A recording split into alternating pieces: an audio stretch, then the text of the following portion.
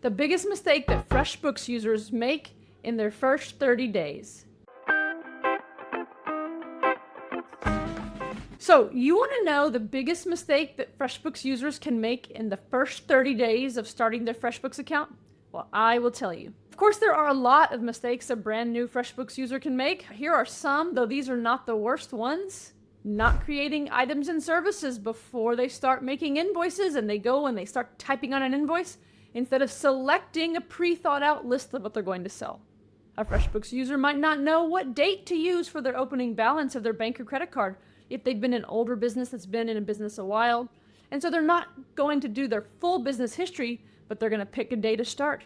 And sometimes the bank doesn't import as many months as they need when they make that bank connection. Or they just think that this is the day that I get to start with. Or they look at their statement on their credit card, and the credit card statement is always in the middle of the month, which is a really dumb day to choose for your bookkeeping to start. All of your opening balances need to be January 1st of some year if you're just going to start doing bookkeeping in the middle of your business history, or they need to be the very first day that you started that account. But sometimes I see people see that their opening balance on their credit card was December 21st because that's what the statement says, and they use that date, and that's not good. Then you've got to do some math to figure out what the balance was on January 1st, y'all. Another mistake a new FreshBooks user can make is clicking some of the buttons that are on my list of buttons that I do not like in FreshBooks. And that whole list can be found at heritagebusinessservices.com/buttons. I created a resource of the good buttons and the bad buttons, and some of the bad buttons look like good buttons. For instance, some of you will create a new expense by hitting the new expense button, not knowing that you have to make a journal entry every time you use that button. And you're not supposed to be using that button because the bank should be connected, y'all. And some of you are going to use this dreaded confirm and continue button on that first time you try to reconcile your bank accounts, but you don't know what you're doing, and you don't know that that button is not good and that you should be hitting skip. Those are just two of the buttons that I don't like. Get the whole list, y'all. It's free. It will save you so much heartache. Many brand new FreshBooks users don't sign up for my monthly free FreshBooks Q&A where they can come and ask me a question.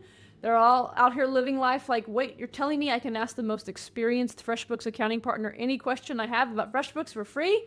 And then listen to her answer other people's questions too and learn while I'm listening? Nah, I'm good. Well, I think that's a huge mistake. And so you need to come to the free sessions, and the link to sign up will be below, totally free. You're going to learn a lot. I do one every month, and first-time attendees get priority asking their question, y'all. But none of these are the biggest mistake that a new FreshBooks user can make in their first 30 days of having that software subscription. The biggest mistake that a brand new FreshBooks user can make is to forget to pay for the software before the 30-day free trial expires. Because what that does is it cuts off your bank and credit card connection, and your bank and credit card connection are really critical to how you should be using FreshBooks properly. Like I said, you can't even really reconcile if your accounts are not connected. And in an ideal world, we don't want to do anything manually if we can help it. We want to keep all of our business transactions on our business accounts, which will allow them to show up in FreshBooks, and then we start doing our bookkeeping. But for some reason, a disconnected bank account causes one of the most confusing problems inside of FreshBooks, so much so that I have a video that I finally had to make titled, "Oh crap, I disconnected my bank accounts in FreshBooks." So if you're watching this video before 30 days, and you're going to know, because right here in FreshBooks, on this top area right here, on I think every page, but for sure on the home dashboard page, it will say the countdown to how many days you have to pay.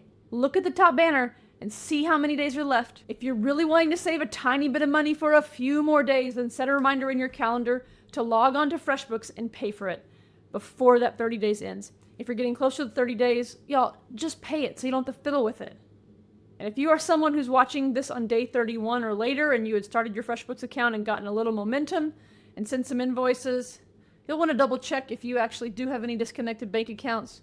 You're going to come here to the accounting tab, hit these three little dots right here, and click Show Disconnected Bank Accounts. If you see anything back there, y'all, go grab that oh crap video about what you have to do when you have a disconnected bank account, even though you disconnected it unintentionally. You didn't do it on purpose, but it's just like you did it on purpose. But remember, never disconnect a bank account. You always want to edit or refresh your bank connection. Never ever disconnect in the history of your FreshBooks if at all possible, or follow the steps on the video, or call me. The link to the OCRAP video is below. The link to sign up for the free Q&A session monthly is below. If you've never been before, I'm going to pick you first. If you're ready to move forward and accelerate your training, email us at operations@heritagebusinessservices.com. You can also just go to my website and hit the contact form that's going to allow you to book a free private prospective client call. You can do that directly from the website without emailing us. If you need me, I'm here. If you use FreshBooks, make sure you're subscribed to this channel, y'all. Scroll through my past videos.